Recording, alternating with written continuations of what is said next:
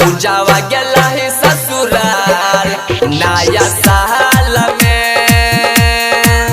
हमर नेहवा गेला है ससुराल नया साल में। याद दया बयो कर सुतलो रात में।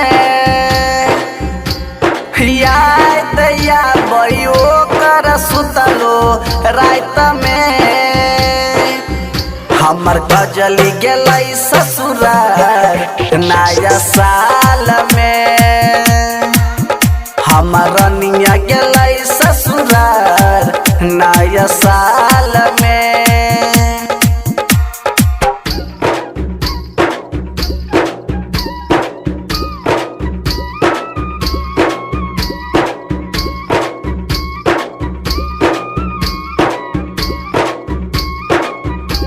Mix by DJ Kanchan Raj Muzaffarpur. सोचले है रही आई अब की साल करबाई हम पर पोजहो। चल गए हम याद में तरपी रोजे रोजहो। कहने रह भूला बना तोहरा के हम दिल से।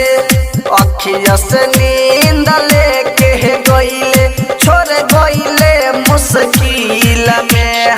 याद दया पे हमारा लिहल चुमा गाल में।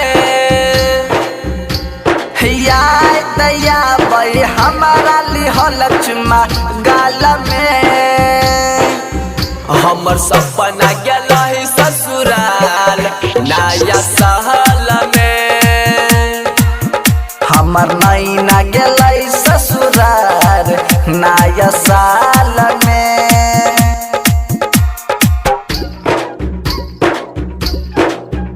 Music by Riya studio Khagaria.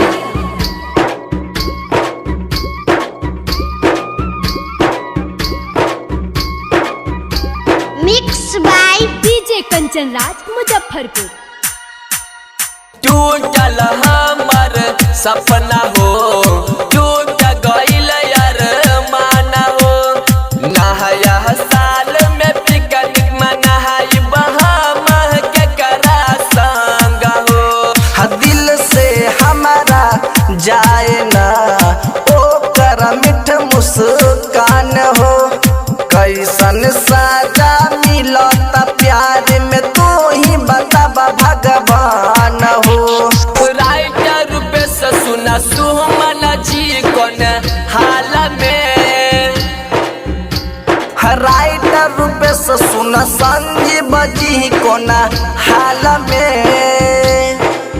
हमर मधुआ गेला है ससुराल नया साल में।